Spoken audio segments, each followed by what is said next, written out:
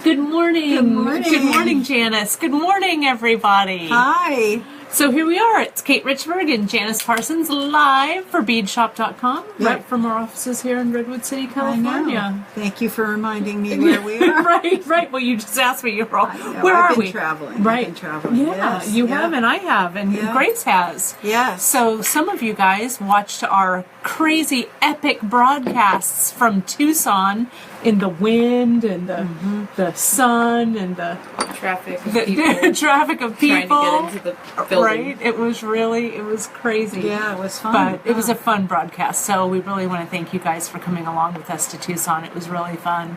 Grace and I are recovered. We managed not to get what they call the Tucson crud. It feels like all of my friends who went to Tucson could always come back with colds. But, yeah. But we managed it.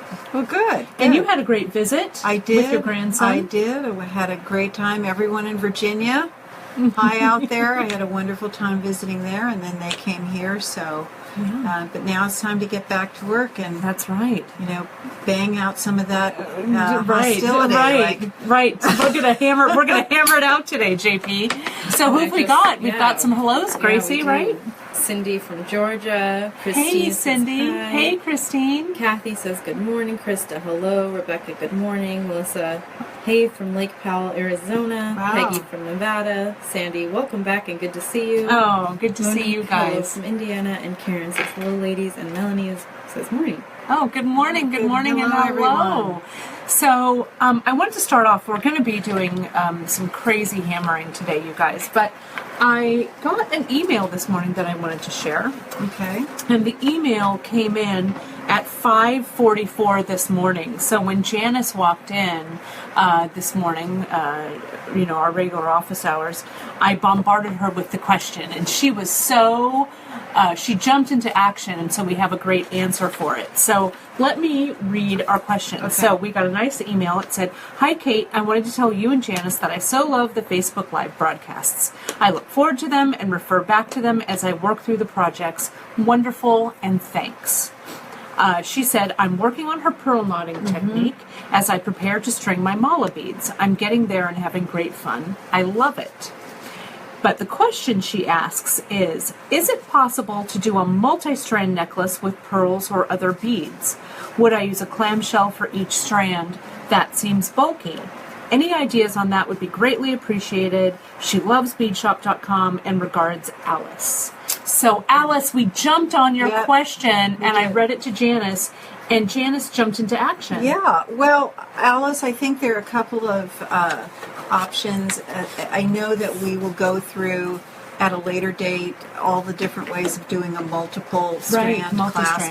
But I wanted to just focus on how to use an end tip so that it doesn't look bulky. And so I made up, let me move my trusty hammer, which we'll get to hammer, very shortly. And point out that for those of you who are new to pearl knotting, I just want to just really quick just go over that what I think Alice is talking about is either this kind of an end tip, the little cup. The little cup, right. This is the traditional end tip, and then there is actually the clam, which is two sides that has a top, and then the knot lives in here, and there's a hole here, and the beads go out that way. Yes, it can look bulky. There's no doubt about it, but I think that if you wanted to use a multiple strand clasp, and this is my breadboard. We're going to have dueling hammers this morning. But I wanted to just show you that this is using, I don't know, Grace, can you see that at all? Can you see it a little closer? Yeah, you bet. So that's with the end tip, but then instead of going straight to a pearl, I've added a couple of beads, a little sterling bead.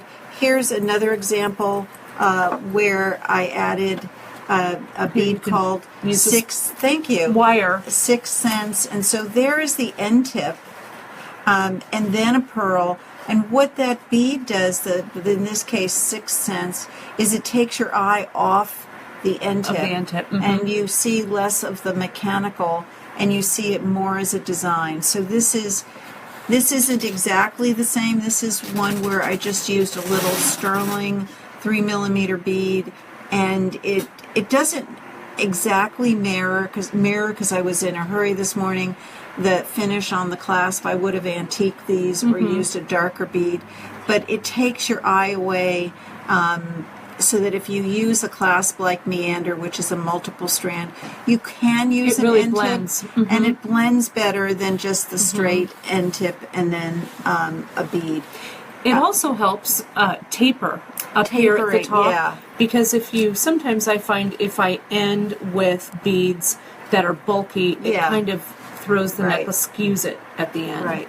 But Alice, we will tackle how to do pearl knotting and multiple strands into either a larger bead or a single strand clasp in the very near future. But I hope that this That helps you with being able to use an end tip and make it look less bulky. And one thing I wanted to point out, and I think Janice just does this automatically, but to my eye, can you guys see how she put these end tips so the hook is pointing down, so it's a nice clean finish on the back of the clasp, rather than having the hook pointing up. So Right. it's a really smooth, nice, clean Right. transition. Thank you. And I know that's something you just thank do you. automatically. Well, you're welcome. Yeah, But well, thank you. that's I think that's Yeah. a great trick to have your end tips facing all the same way.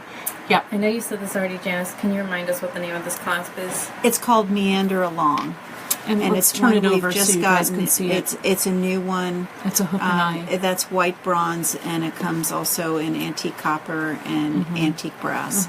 And it's just a really nice clasp. It unhooks and hooks in, and Can you show us? yeah. You want Oh, wait. Can you do it on the board? I can. So Let the me first time really you use it, gently- you just have to just gently. Gently lift that little Yeah. hook, and then I need to lift it just a touch more. I need it close to me, Grace, so I can see it, and then I'll show it to you just real quick. There we go. So can you see how this just It slides slides off? in, and then when you slide it back in, and you put it in place, it just sort of locks. See how it locks in? Yeah. So it's a nice clasp. But it's really pretty little vine. A lot of compliments on it. Yeah. And it would work, I think, equally well as a bracelet or as a necklace. Right. Right. All right. Well, thanks, Alice, for that pearl knotting question. We just wanted to talk that over, so hopefully that is helpful for you. That was great. It makes me want to pearl knot again. I always want to pearl knot. The backbone.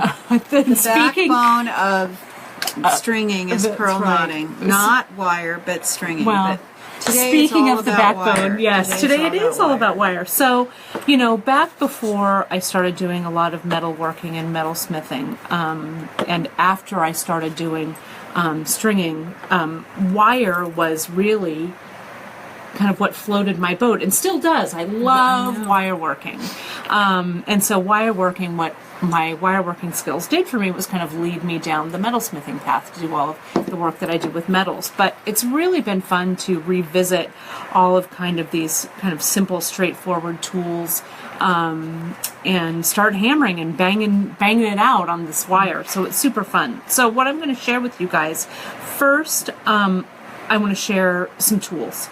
Now, Janice, you do some hammering. Well, let me just give Janice. let me just give you a preface. Yes. So there's been a long stretch of time when you left the bead shop. I did. Went and did other things. A lot Flame, of hammering. I did a lot of hammering. A lot of fire and Yeah. a lot of hammering. And we have been focused on stringing and beading. And when I have needed to hammer something, I've, like many of you at home, I've been resourceful.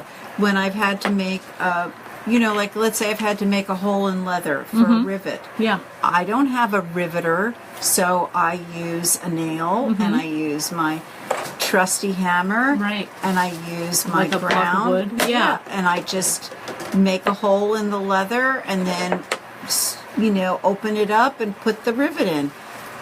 Could everyone at home raise their hand, whoever's done that, to make a rivet, I bet somebody out there I hope somebody out there is going to say, hey, I've done that too. Right. But at the same thing, anytime you want to answer and like say me too, that's okay. But Or when not. I've had to hammer wire, I've used a breadboard with a towel and just a hammer because we weren't focused on anything to do Right. with wire. Now we are, because you've joined our team again. I know, I've come back to the roost. It's We true. are now carrying hammers Yeah. and bench blocks. And so this was just, I'm not here to hammer on your parade. literally. But I am just here Yeah. to say this is where Yeah. we were and this is where Yeah. we're going. So what do you want me to hammer? We had 6 hands though saying, oh, and Linda says, "Yay for improvision." yeah, that's Improvisation. right. Yeah. Right. That's right. Yes, improvise. That's right. Linda, Janice will send you your $5 later for doing that. So what do you want me to well, hammer? So let me just say first, before we hammer with these, I'm going to say that I also have a regular household hammer in my toolkit. A regular household hammer versus this chasing hammer that we're going to use. Janice, would you just turn the head of your hammer up so people can see? This is the main thing that you want to think about when you have your hammers. Notice how the chasing hammer that I'm holding has a slightly domed face. And can you see how it's nice and smooth? Okay? Whereas the household hammer, we've been using this to pound nails as well as wire. The head is flat.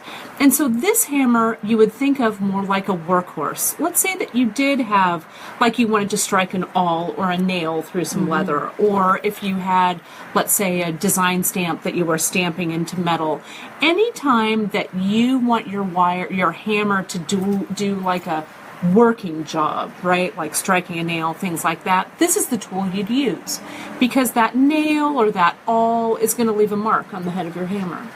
This chasing hammer, we want to preserve the head of this hammer as much as we can from marks because any marks that are going to appear on this face of this tool are going to transfer themselves over to wire. So this will make, actually, sometimes I use this as a great texturing hammer. So I'm going to cut, Janice, a piece of wire for you. Okay. And I'm going to give you this bench block. Really? Yeah. Could you, before we go any further, could you tell everyone out there how many hammers you own? When you say, one of my hammers is a You've seen my household hammers. How You've many- seen my hammer Just wall. an estimate of how many hammers. Do I have to? This is like a 12-step program. It is. How many do you have, you I think? probably have 10 to 20 hammers. Not That- including the hammers that my For students. students. But your my own personal array of hammers, maybe 10 to 20. Will you bring them in sometime? Sure. Yeah. Okay. I've got hammers that I've been collecting for. I have a hammer from my grandpa that I got out of his toolbox that I've been using forever. So yeah, I will. We need to do this at your studio so We do. everyone could see Yeah. all your hammers My and hammers. your It's hammer collection. time. Okay, so what am I going to do with So this? you're going to go ahead and just strike that, just flatten that wire a few times. And so if you, let's say, wanted to texture wire, Okay. and now we're going to bring that wire up, this flattened piece versus this nice round piece. It looks Can you yucky. see? No, we're not going to say this looks yucky. This has, Janice, this has kind of a more of a satin kind of finish to it. People pay big bucks for this yucky finish. Janice, Okay. can you see that? So, and I think the lesson to take out of this is, experiment with, creating different types of texture. I think that texturing on your metal and your wire is a great way to go. Well, what happened Now- with this is that this pattern here, the ups and downs, Right, just transferred, transferred right. to that. So now I'm going to have you turn this over. See if you can strike it with the other side of that hammer, just for fun. The other side. Some like little lines. Can you get Like little this lines in here? there? I might strike it this way and have the hammer come across it. Can you get these across are this way? this Can you? on Yeah. this? Can you? Like that? What What are is you the doing? life lesson? What are we I don't know. I'm just what are checking you- to see. See, kind of like this. Oh. See what I've got there? Oh. I don't know. I just thought And I that just made this doesn't up. damage your bench block. It's not. And you can see, Okay, look at that little, look at that. That's kind of cool. right? Here, let's show everybody that. Okay, let's go. Can you see that? Right. That's a texture. I also, I have some hammers, riveting hammers and things that I do. I use that texture a lot when I'm making like bands on rings, or if I were just going to use a straight piece of wire like this, and if I would antique it and polish it, that would really show up nicely. Look very cool. And so the thing that you mentioned, Janice, about that I want to talk about a little bit is you said, well, will that mark your bench block surface? So that's a really good question. Now, sometimes what you've been doing is sometimes you just hammer right onto your breadboard, right? Yeah. And then I cut vegetables. and you do. You know what? That's private time. That's, you don't want to tell people that you use this for food. No. Right. Well, or maybe you do. I don't know. We're all about truth here at feedshop.com. But that also, while it doesn't flatten this maybe as much as on a steel bench block, it does work harden it some. Yeah. Right? Yeah. A little bit. Because anytime you strike your metal or even use your wire straightener on metal, it does kind of start to work harden it anytime you do that. So, yes. Quick question. Yeah. What was the wire gauge that you used for the example? Great question. We're using 16. This was 16 gauge. And we've got all the gauges. I'm going to talk about those in just a second. But I do want to talk about the surface of your bench block. The thing about these bench blocks is, and I have one here in the package, we're selling this nice little 2.5 inch by 2.5 inch bench block. It's heavy enough that and good enough that you can forge all of these small little pieces, but small enough that you can slip it right into your tool case so you're not carrying around a giant anvil, right? The thing about this bench block is that it's been work hardened so that when you strike it with the face of your hammer, you're not leaving marks.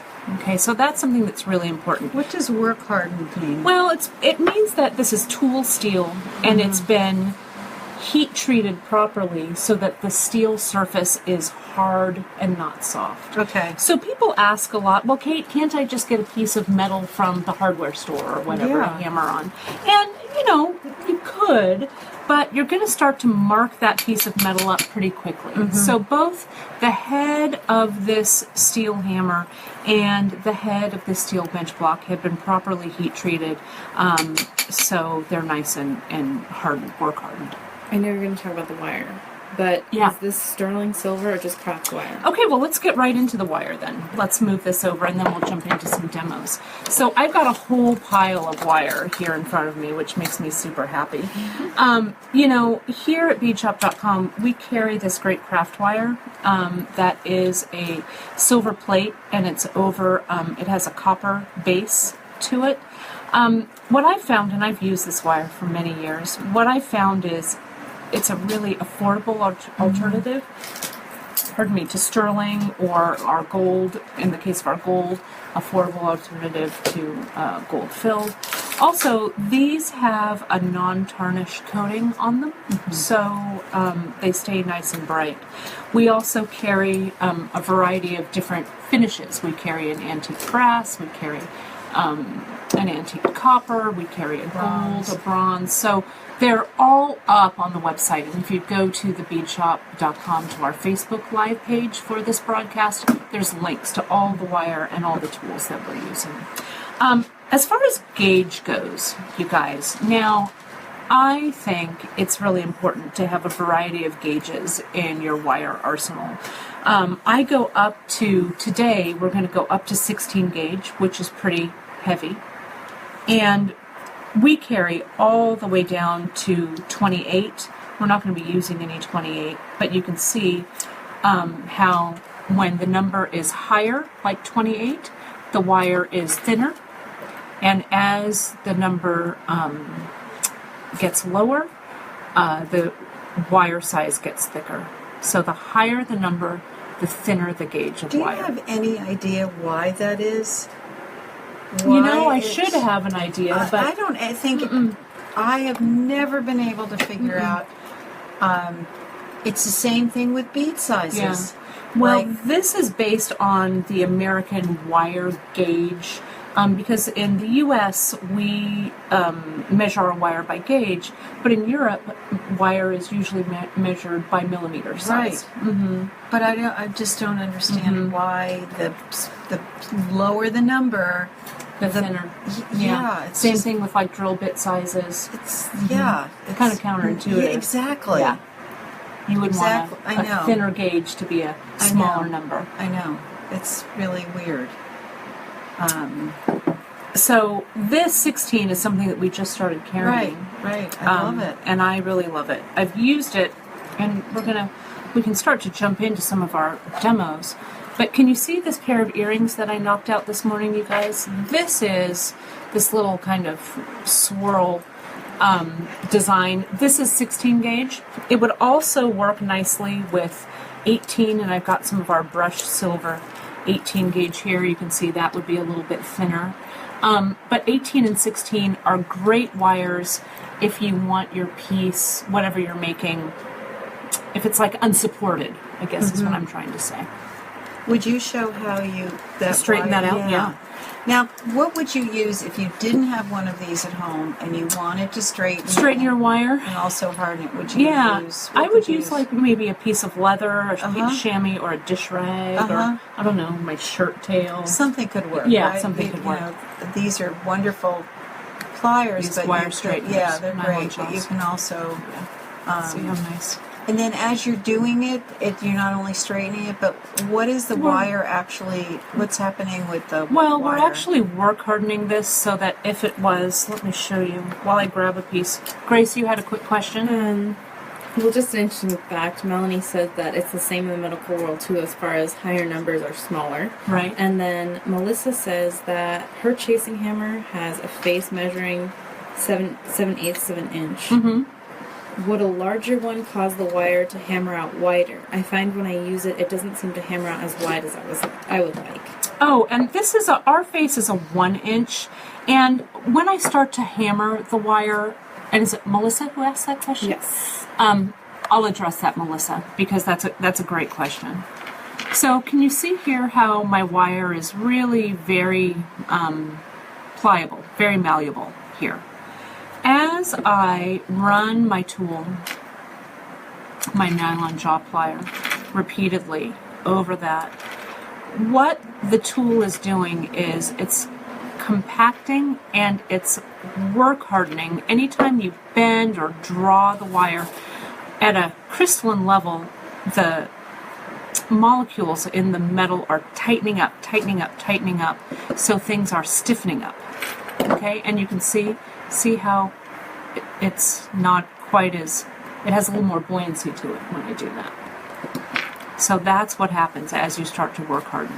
And even more so as we start to hammer. And that's, hammering is really what helps keep a lot of these unsupported shapes in place. Yeah, question, Gracie. Gita is wondering, have you ever tried using the thingamajig? Oh, Gita, that's Gita, how way are you back. feeling? Yeah. Gita Wasn't was under a couple weeks ago. Yeah. Yeah. Feeling better? I Yeah. hope so. The thingamajig, Gita, if I remember, it's just like a wire jig, right? It's like a has plastic pins plate and with you the pins, can- and yeah. you kind of roll around. I think jigs are super fun. There are a lot of great jigs that are out on the market. One is made by our friend Barbara Schwader. She does it's called Now That's a Barbara. Jig. Right? Really? Yeah, it's a great jig. She does a lot of great wire work with it. We love it. And so I think jigs are really an interesting way to make fast wire shapes when you repeat. If you are doing something like motif that you want to repeat exactly right, I think jigs are really fun. Yeah. Gita, well, she says thank you for asking. She's feeling better. She has one. She hasn't tried it. But Lisa was saying that she thought with bead sizes that the amount of beads that would fit into a certain amount of space. So, for instance, if the number of beads in an inch, it would be more 11/0 than 8/0, if that makes sense. Smaller beads, but more of them. Does that make sense? Does that make sense what she's trying to say? Yeah. It does. It Oh, no, does. we'll have to ask some of our seed bead suppliers. It does, yeah. Where But that then I comes from. wonder, like a 31/0, which is such a big bead. I'm going to pursue it, and I'm going to try and get an answer. Because we want to know. I'm moving my tools over. Okay. And we're going to start jumping on some demos. Are you going to talk about the 3/4 hammerhead question that we had? Yeah, I am. The striking. Yes. Okay. Don't let me forget. I just don't want you to forget. I won't forget. I might forget, but you'll remind me. I will remind you. Let me come on around.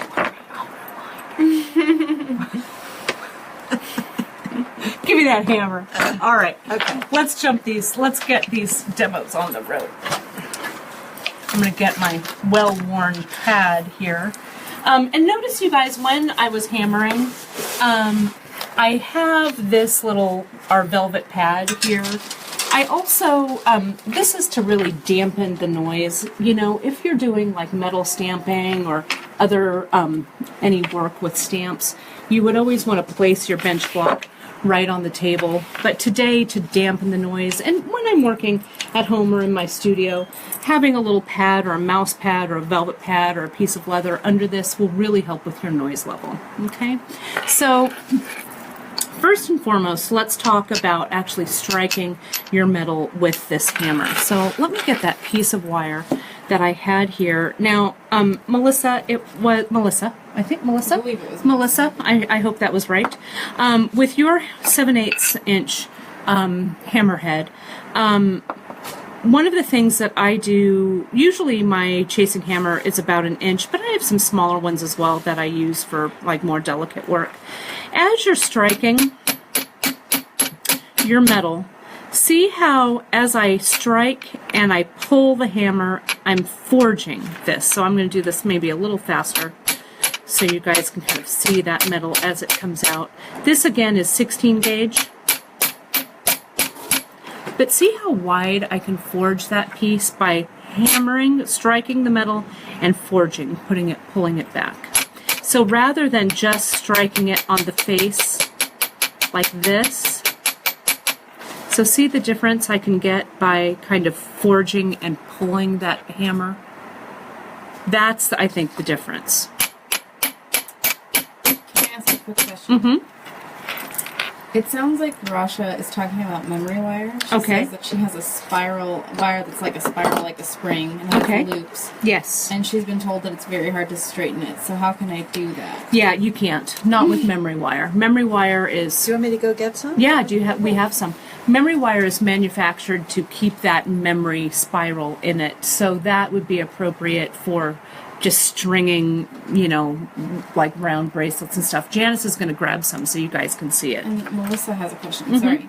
She says her hammer is flat, and does that make a difference? You know, I prefer a domed head.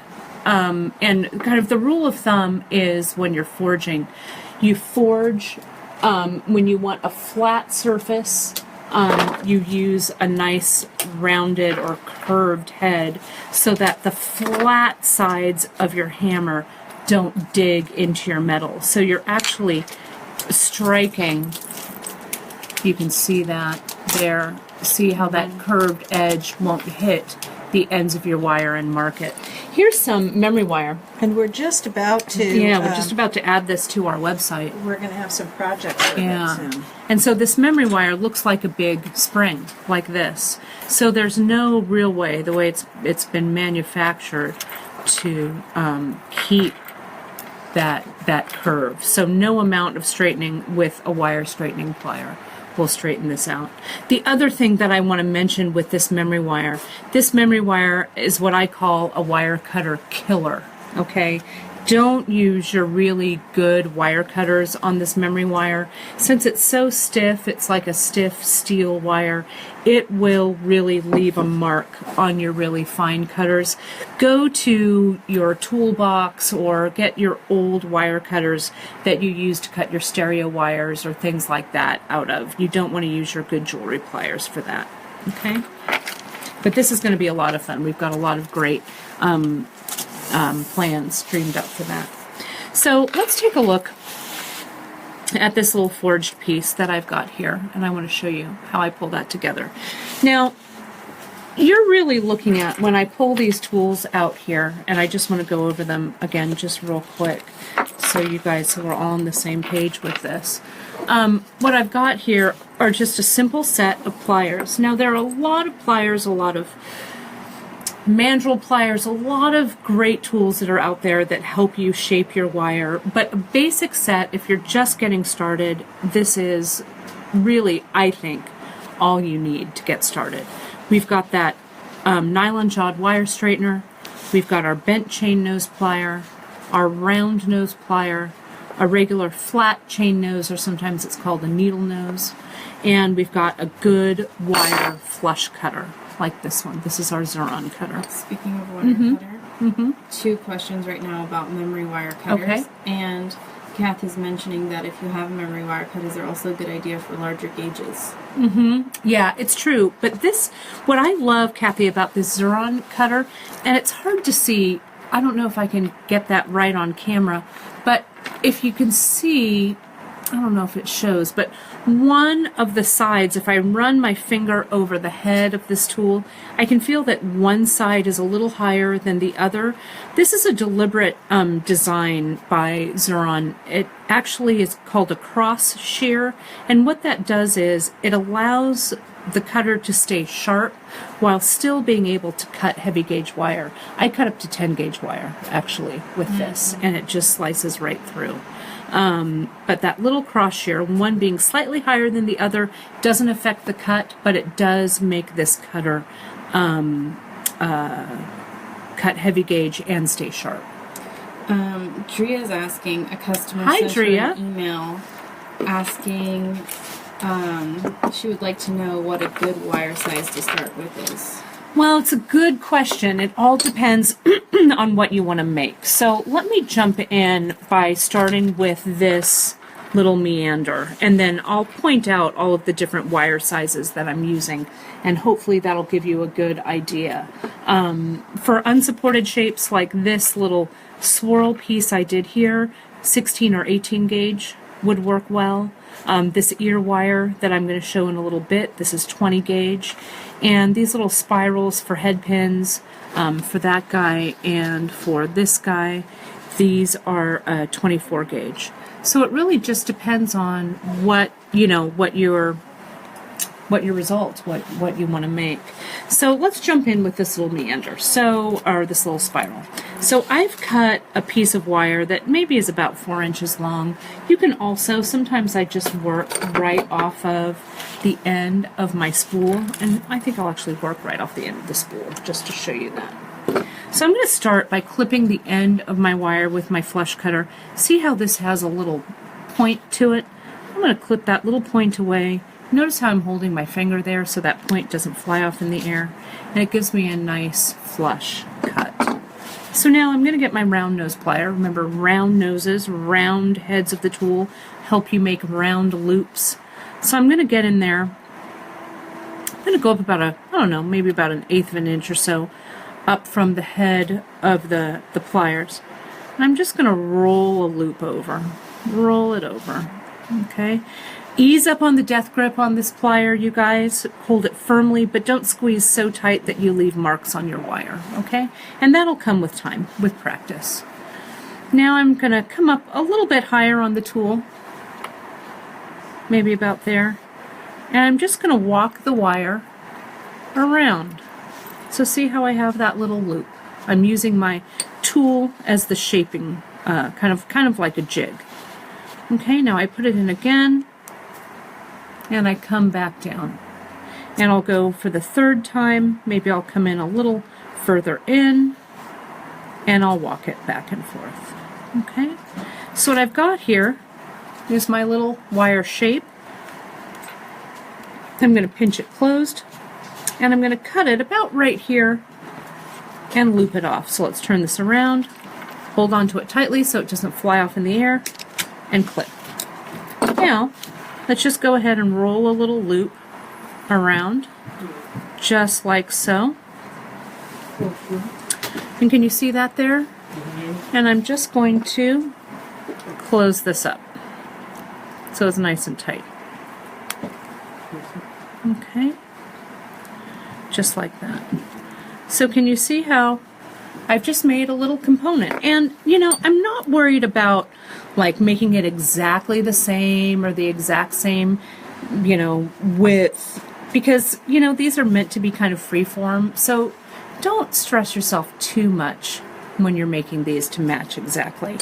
So now this already is pretty stiff because it's pretty heavy gauge, but you can see that the round wire, it's nice and round. Let's forge that out. So we've got a little bit of shape and finesse to it. I'm going to get my chasing hammer. And the thing is, you guys, when I hammer, I move the piece rather than moving my hammer. So when I'm striking my bench block, I know that I'm always striking in the same place. So I don't come around and strike my finger. If I always move the piece rather than the hammer, I have less of a chance of striking my finger. Also, I wanted to mention, holding this hammer, the thing about a chasing hammer, or any jewelry making hammer that you're holding, you don't want to choke up on the hammer like this. You don't want to, you know, choke the hammer. We're friends with the hammer. We want to come in, and it's like you and the hammer are shaking hands like this, so that if you're holding the hammer back here, the head of the hammer is just going to fall right down, and you're not going to be driving that hammer into the metal. You're just going to let it fall down and strike the metal. You also don't want to leave your finger out like this as you're hammering. That could really cause a lot of distress or discomfort in this finger. So just you and the hammer. Hey hammer, how you doing? Oh, I'm good. It's nice to meet you. Shaking hands like that, and now you're ready to go. So I'm going to get my little piece that I'm going to forge. I'm also holding it off the edge of my bench block here, so I'm not, you know, so it's nice and flat, and I also less apt to strike my fingers. And I'm going to come in, and I'm doing that little forging action like I did on the wire previously. So it's a tap and pull, tap and pull. And can you see how my wire has started to shape? And again, there's no marks really there. It's pretty smooth.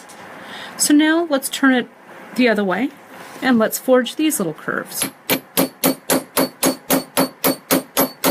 And let's forge this one.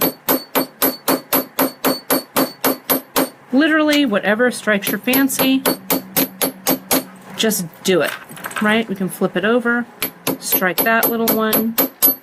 And can you see how now it's a little out of kilter? That's when your friend and mine, the wire straightening plier, the nylon jaw plier comes in. That can help you make everything nice and flat. And so you can see, I'll close that up a little bit. You can see I've got that nice little curved component. Now these components I've used a lot. You can use them in earrings, you can link them all together, a whole bunch of those to create a chain. But you remember, this was an old, this is an old school, Right. This is making it go way back. So, Quick question. yeah, question. Cindy wants to know if you can address German wire, cutting, working with it, and its usefulness. Sure. So the German wire is a plated, also a plated wire. Sometimes it's known as silver filled wire. It's a little stiffer, which is why I really like working with this craft wire. It's not quite as stiff, and I like starting out with wire that's a little more malleable, and then it work hardens as I strike it. But the German wire, it works very similar to this. But again, any plated wire, you just want to be really careful, you know, that you don't file through the plating, or if you're antiquing it, you don't want to rub that plating off. But I found it to be pretty durable. Yeah. One more Yeah. question. Kathy wants to know, can you work harden without flattening? Great question, Kathy. You can. What you can do is, you know, even just working this piece kind of, kind of back and forth a little bit like this, flattening it with your nylon job plier starts to work harden things. You could also use like a plastic mallet or a rawhide mallet to strike this, and your wire would stay curved, but the striking of the plastic mallet on your metal bench block will also work harden. Okay, so let's make this little spiral here at the end. Spirals, you guys, are my thing. I love a spiral. There's some 24 gauge. Yeah, thanks, Janice. Let's slide all this over here. Wire just naturally wants to spiral, I think. And a lot of times people, when they think of a spiral, they think, oh, I'm going to start it with my round nose plier. Well, we're actually going to start it with our chain nose. And a spiral, you can spiral with any gauge, and I do a lot of my own head pins with a little spiral here at the bottom. So what I do, this is 24 gauge for a head pin, and I'm going to come in with the very tip of my chain nose plier, and I'm going to just rotate it right around, and see how I've got like a little U-shaped shape there. I like the interior of my spiral to be pretty tight.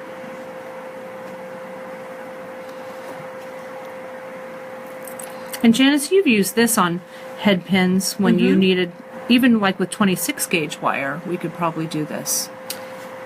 Yeah, then the 26 gauge is your head pin. It's your head pin, yeah. So you're going to want to, wouldn't you want to harden it? Work harden it, flatten it just a little bit.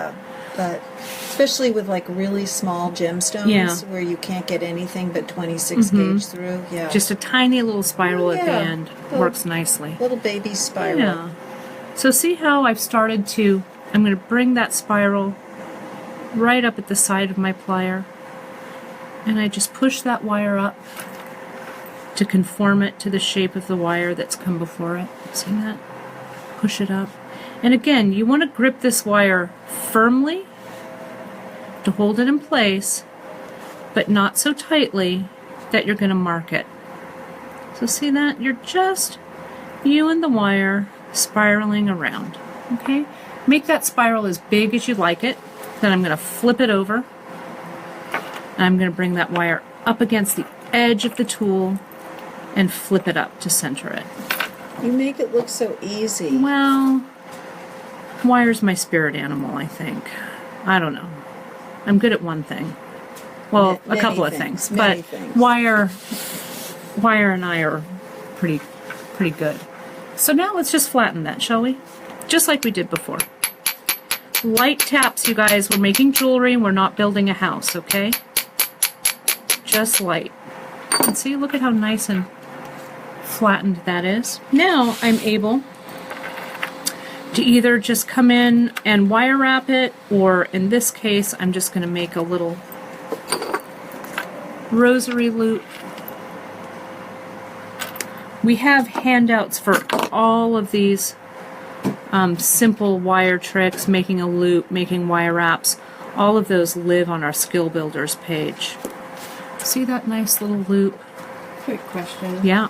Linda says she's been breaking the end of her 20 to 24 gauge wire when working with it. What is she doing wrong?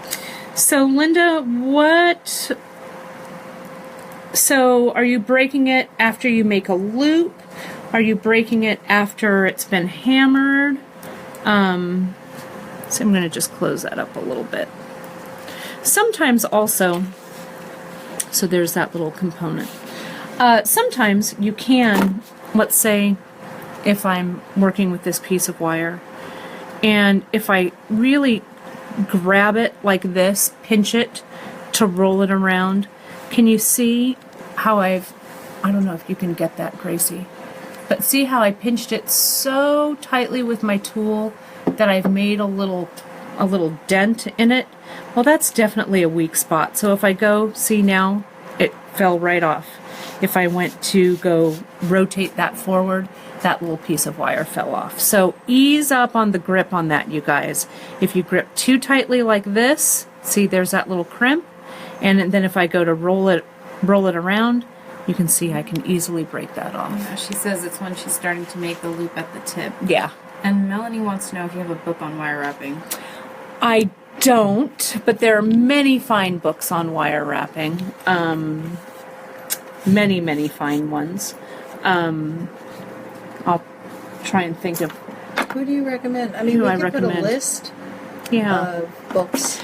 You know, there's a really good one. It just actually came out, and I'm sorry I don't know the name of it. But my buddy Tracy Stanley, some of you may know Tracy. She's very accomplished, kind of uses cold connections and wire wrapping. She just has a new book that's out, and I'm sorry I don't know the name of it. But if you Google Tracy Stanley and her new book, I bet that'll come up. She does some cold connections, and I know she does some wire wrapping in there. So next, I wanted to show you guys this little end. See how this was just made in 24 gauge?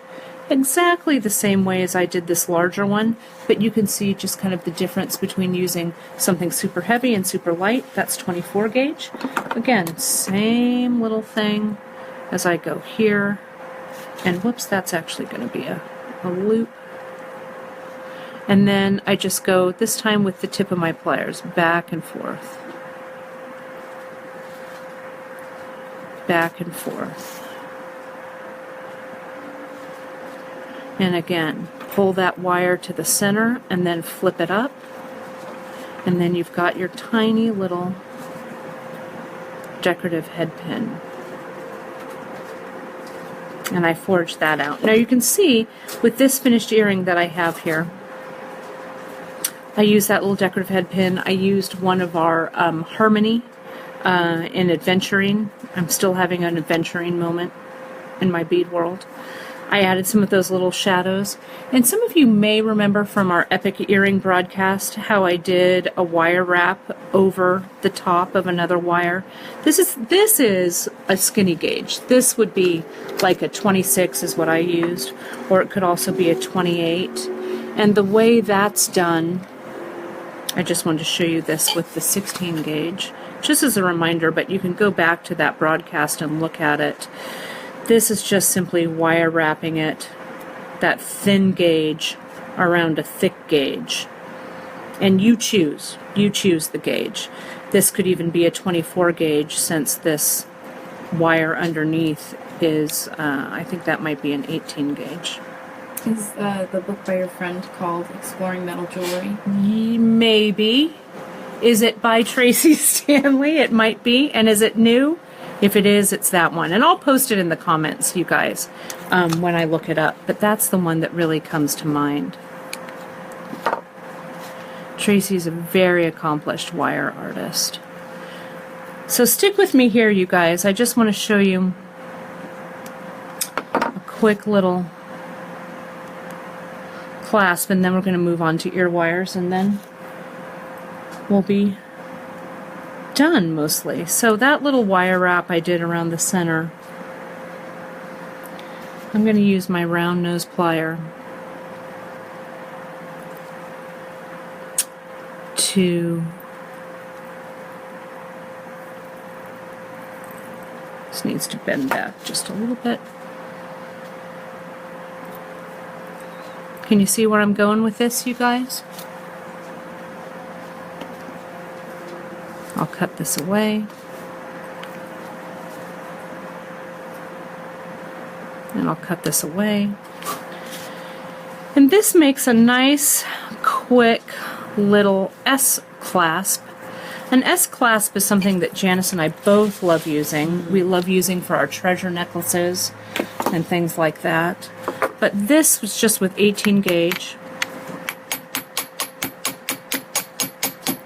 But see how I can really forge that loop out?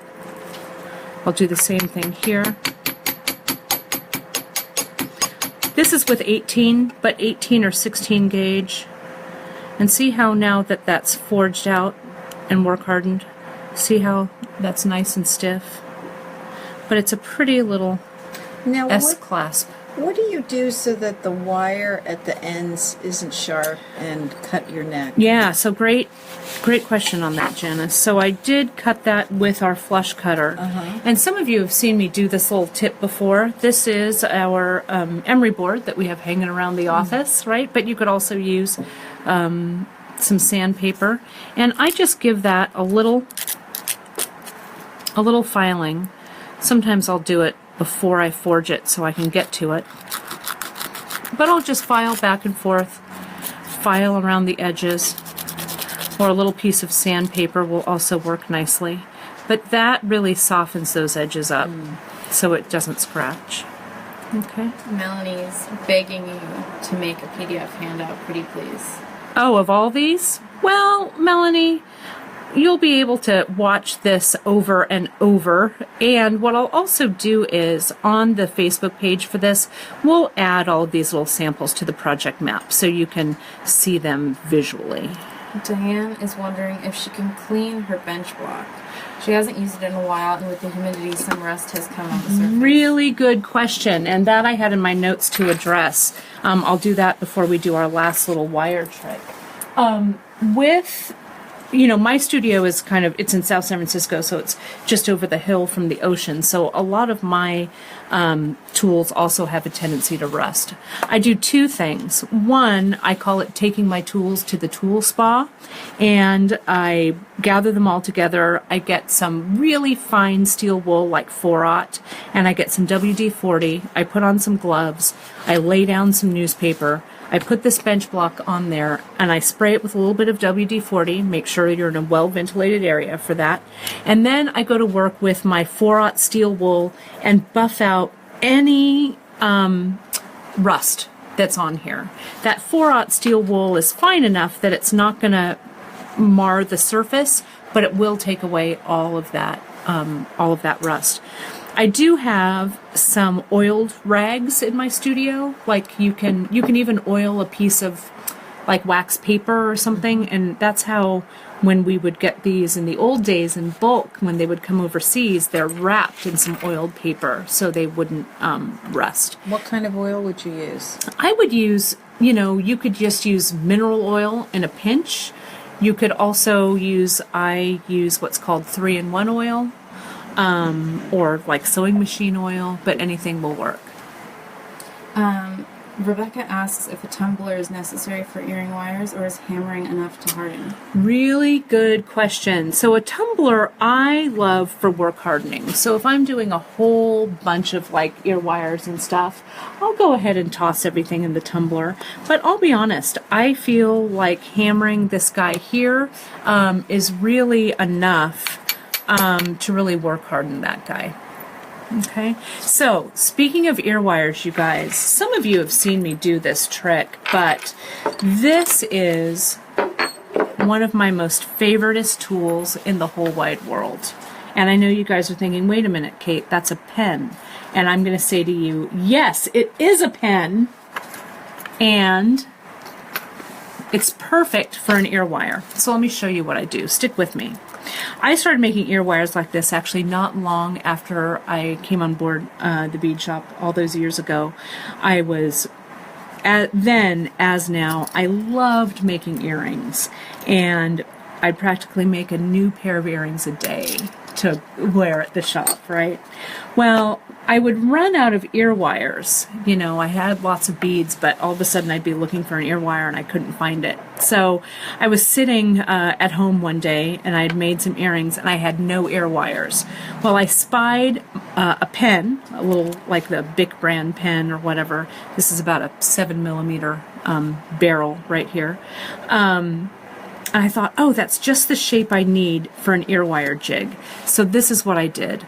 I cut that wire, a nice flush cut with the head of my flush cutters. And I'm going to use my round nose plier. And I'm going to roll that loop right around. Okay? Now, this is the thing, you guys. You need this pen that has the cap on it. Because see what I've done here? I've just put that loop under the cap of the pen. And now all I do is I hold that cap in place and I use that pen like a little jig, and notice when I pull it out, It's the perfect diameter for an ear wire. Perfect. And then I can make the end of my ear wire any length I want. I like my ear wires a little longer. I'll clip that away with my flush cutter. I'll file that up, file that end. I'll pull this end in just a hair. And now you know what I'm going to do. I'm going to hammer this sucker. Let me get my hammer here. Hold it off the edge of your bench block. Light jewelry making taps. And now this earring has an ear wire.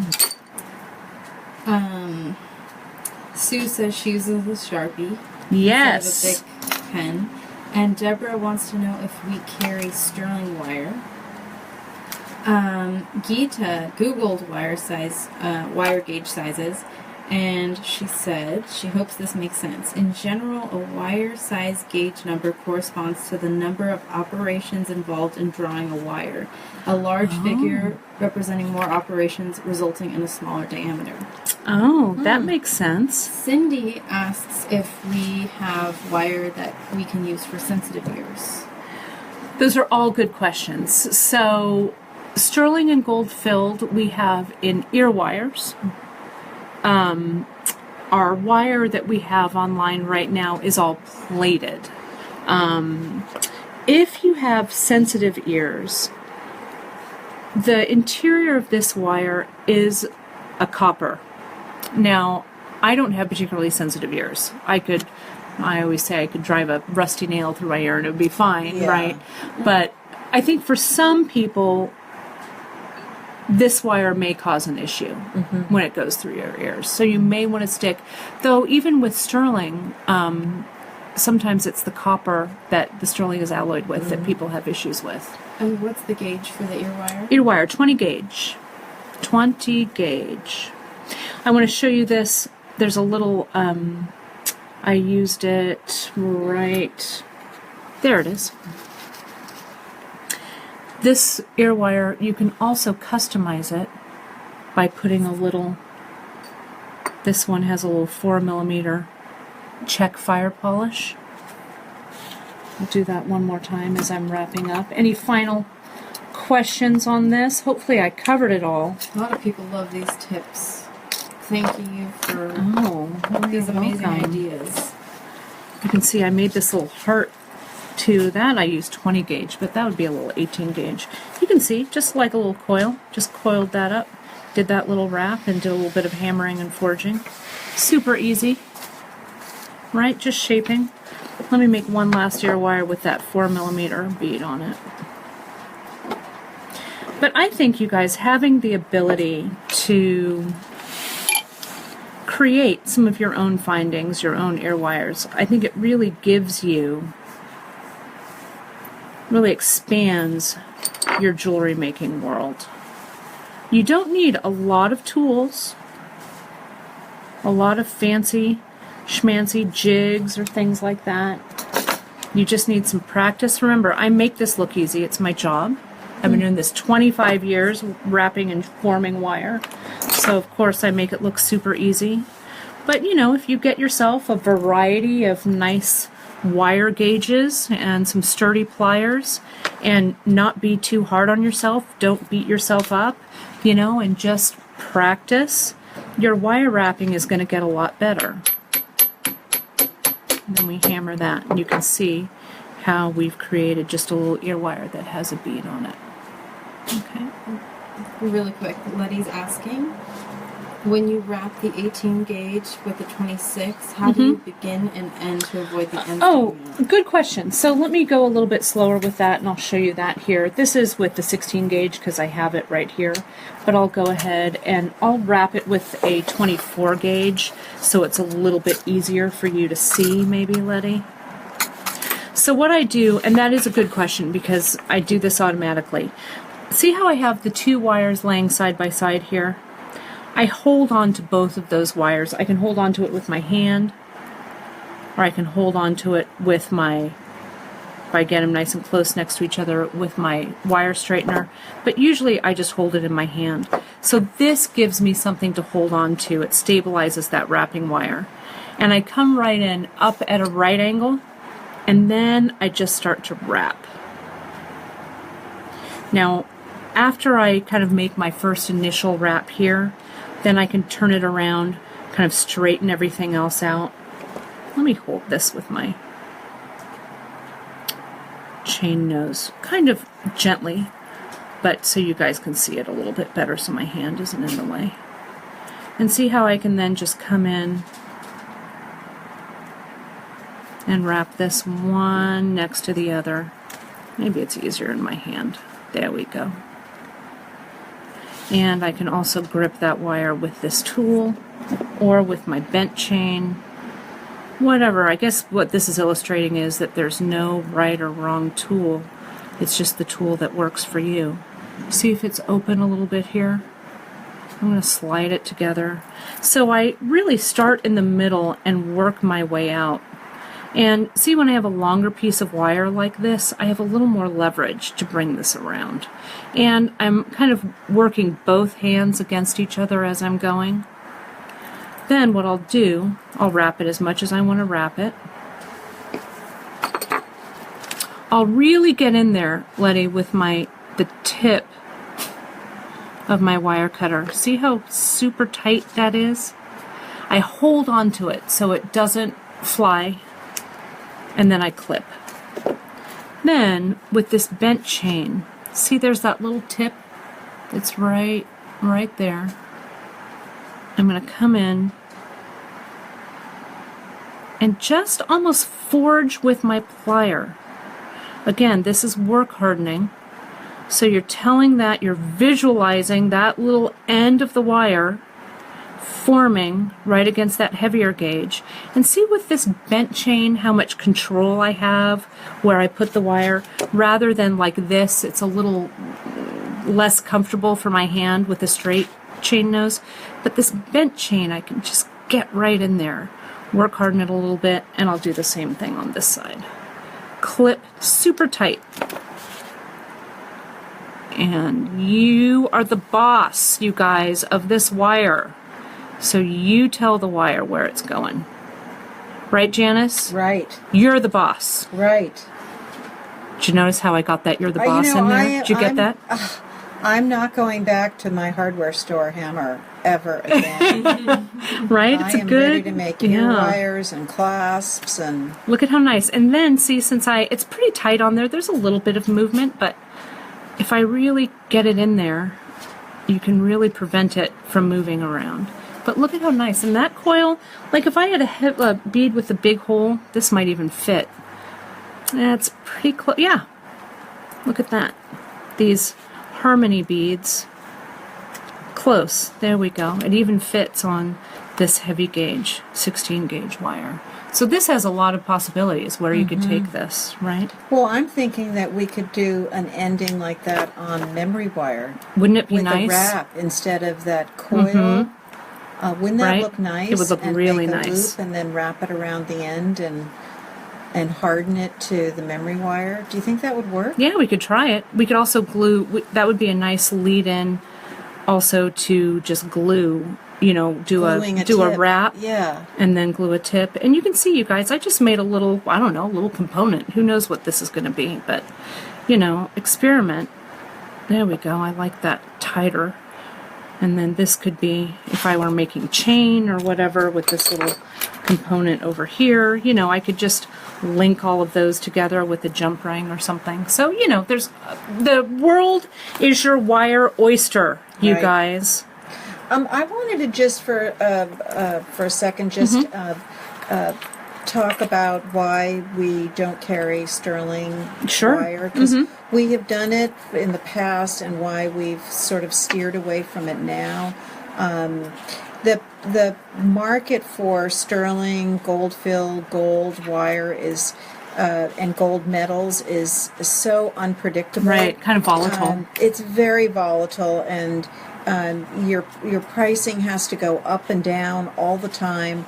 And so what we have really come to the conclusion is that it's more it's its own market. It's like buying diamonds or buying, certain things, and that we could like recommend, a commodity. Yeah, like if you were going to recommend for people to buy sterling or gold fill or gold wire, who would you suggest that they go to? Well, what I might do is I might look at some of the other like big box jewelers, Like maybe. what? Rio Grande? Like maybe Rio, yeah, it's a great. The thing about wire, you guys, is that, like Janice was saying, the price of metal is really the price of metal. So you can shop around and like look for the best price with sterling and gold filled, but the price is going to be pretty similar across Right. the board. So Right. But the day you buy it, it can go up and Right. down. It and locks in the you price. really need to manage that pricing, and we just can't Yeah. staff to price for metal Yeah. like that. So, But you can get a lot of good resources for sterling and gold filled wire, and I really do recommend. This craft wire Yeah. is We great love as it. a jump in to start practicing. yeah. Gita asks a question about not having to hammer the ear wires after you make it. Will it still hold its shape? I think that trails back to that other. Yeah, so you could tumble them to start to work harden, or you could strike it, Gita, with a rawhide or a plastic mallet to work harden without flattening or shaping. Shall we? All right. Is it that time? And this, Right, yes, it is, Janice, yes. I'm going to hand this over to you. Okay. So you guys, I hope that was helpful and informative. It was certainly fun for me to anytime I get to hammer. So we want to just talk for a couple of minutes about what we're going to do for the next 2 weeks. Because we've got some Right. good stuff coming up. Right. We're going to work on the project that we started in the end of January to honor Nicole Anderson, and it was we still have a few kits left, and it's a project that uses Nicole Anderson's 5 stitches. It's the herringbone, the macrame, the spiral, The beaded flat. Right, I'm forgetting right now all of them, but we're going to, over 2 weeks, work with showing all of the different stitches, how to do it, and for those of you who've ordered your kits already, you can work along with us. Yeah, and so many of you have ordered them already. And what was really cool, not only did a lot of you order the kit, but some of you, we also have kind of a more advanced couple of projects that are up on the website. So we have kind of our simple stitches in time, which were the kits. And then we had our former co-workers, Becky and Brittany, do kind of tribute pieces. And a lot of you, which was really touching, emailed us and said, well, I didn't buy the kit, I wanted to do my own thing. But they went ahead and made a donation in Nicole's name for the San Mateo SPCA, which was great. And you just sent the SPCA the first check. Yes, right? Yes. So we sold 67 kits so far, and at $10 a kit, we just sent them a check for $670. That's great. It's all going to goes to a good cause, and we have several. We have we have about half left to sell, so we're going to end up making a nice donation. Yeah, that'll be great. They're really excited about it, and we're excited that there'll be a brick in Nicole's name, and the funds are going to go to her love of birds or wildlife refuge. So we're very excited about that. Well, we know we're going to start next week by just jumping in right at the beginning. Right. And we're going to go from this button onward. So I'm really excited. We'll start with herringbone. And then go into laddering, and then we're going to go to the spiral. And then we're going to my nemesis, spiral. Oh, I love spiral. I know I you hated do. it, but now I love it after. Yeah, I can't wait to watch you spiral. Oh, okay. Because, well, or one of us. One of us is spiral. We'll Rochambeau who's going to spiral. Yeah. But it's a fun project, and I'm looking forward to doing this with everybody. So there's still time. If you do order your kit today, you will It should ship out. Yeah, it should depending. ship out. Yep. Question, Grace Gracie. is wondering if you guys know how to make a donation to, I assume the SPCA, because she says that she's tried to give a donation and contacting them, but they didn't get back to her. So do you guys know? Yeah, so Gita, there's a link. It's right, if you go, there's two places. If you go right to, on our homepage, the editorial at the bottom, there's a link, I think, that takes you right to the SPCA where it says to donate, and then you can, in the poll down there, you can say donate in memory of a certain Nicole, person. right. Yeah. And so you can do it that way. Also on the Remembering Nicole page, there's a little box also on the homepage that goes right to her kind of memorial page. Thank and it's you, on there as well. anyone, and thank you, Gita, for thinking of doing that. That's. I'm sorry It's you're really- having trouble donating. But it should all be pretty straightforward if Yeah. you do it that way. Okay. Sorry, there are No, a few other let's questions. get those questions. Pamela asks, she can't find the link to order these kits. And what was my other question I need to ask you guys? Someone wanted to know how we can watch the Facebook Lives again. Okay. And the last question was, Cindy wanted to know, Rio Grande, she thought she heard, is the company you can buy the sterling silver and gold filled wire from, correct? Yes, correct. Rio, I think, is a great resource for that. So our kits are on our kit page. So if you go to our homepage, right at the top bar there over to the right, there's a little button or a little kit tab. You click right on that. Our kit page will come up, and you'll see the three kits: Beauty, Kindness, and Grace are all on there, and you can just click right through and get those kits. And Gita posted the link just now. And then thank you, what was Gita. the other question, Gracie? How to watch Facebook Lives after. There's three ways. Okay. Actually, Janice. Number one, you can always find them archived right here on our Facebook page. If you're watching this live, you just click over to the videos tab on our Facebook Live page, and you'll see they're all archived there by date. You can also go right to our YouTube channel, our Bead Shop YouTube channel, and they're also archived under a playlist called Facebook Live Videos. And a lot of our customers, what they do is they watch Facebook Live. They have the app on their smart TV, so they can watch us. They watch us really Wow. big, Wow. which is kind of crazy. But it's a really great way to watch the real detail of the demos. You can also find them right on our website. Right on the homepage, there's a little box that says Facebook Live. You click on that, and all the videos are archived by date. Right. So you can find them that And way. Gita posted that link, the Right. Facebook Live page on our website. Great. So you can find them three different ways. Okay. So as always, you guys, we've got a couple of things to share with you. We have got a special store-wide discount. Wow. This just today only. Okay. And that 15% off store-wide today only, just for our Facebook viewers and our newsletter readers.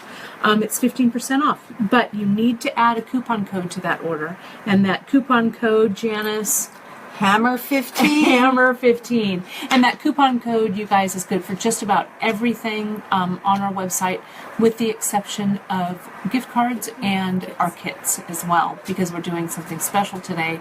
We're giving a little bit extra on those tools, just a little, just a little. Yep. That's okay. Just a little. It's okay. It's okay. But one note, you guys, when you are ordering the bench block and the hammer, or the bench block and hammer set, which is an even greater savings, one thing, and you guys have been really good about this, but we wanted to note, you have a special shipping option, because unfortunately, these guys are heavy. So we had to add a little bit of shipping. We think it's a pretty reasonable shipping option. But when you check out, when you put a bench block hammer or the bench block and hammer combo in your cart, you're going to have some extra options that come up on checkout. And it says orders that include metalsmithing tools, I think is what it is. And you'll see that. That's what you click on. If you don't click on it, we'll contact you for the extra shipping payment. But just a little note, those of you who have ordered already, just a couple of you missed that, but mostly it's going super smoothly. And it makes sense to order the two at the same time, because otherwise you order one, then you go back and say, oh, I want the hammer later, or and the you pay that bench shipping block. charge You pay again. it again, whereas you only pay it once. And you save a nice savings. yeah. We bundled it together, but just for a limited time. And of course, as always, we like a giveaway, you guys. And since Valentine's Day is coming up for us here in the States, we put together, Jen and Grace got some of our favorite little heart things. Look at these totally tiny, totally cute little heart charms, right? Those would look great on the bottom of this earring, right? Let me just slide this over. Wouldn't that be adorable with that? They'd be real cute. And then our little heart charm, and then we've got the love button, and then the bigger heart button. So everyone, you guys, who places an order before 1 p.m. Pacific time, you have to go to beadshop.com, place your order. Don't tell us about it here because we won't ship you anything. But everyone who gets their order in before 1 p.m. Pacific time, and right now it's about 11:45, so in the next hour and 15 minutes, and in your shipping notes, all you need to write is, we heart you, because we really do heart you. And you'll get your free Facebook Live heart mix in your order. So they need to do two things. Use the coupon code. Use the coupon code, which I'll have here. 15, and then write in the shipping notes, we heart you. We heart you. Then they get the discount, and they get the free gift. Little gift. Fun. Whew. Fun. Well, I am all hammered out. I'm sure you did such a great job today, Kim. Did I? Yeah. I kind of did. It was good. You did. And your pearl knotting tip? Ingenious. Oh, well, thank you. Wow. Thank you. But we'll work on more tips, and so keep your questions coming and comments. We love those questions and comments. Thank you for watching. Yeah. And your shares when you share this broadcast, we really love it. So next week we're going back into stringing, you guys. So if you have any stitching, stitching, we're super excited. So thanks again, always from beadshop.com. We'll see you next week. Okay. All right. Bye-bye. Bye.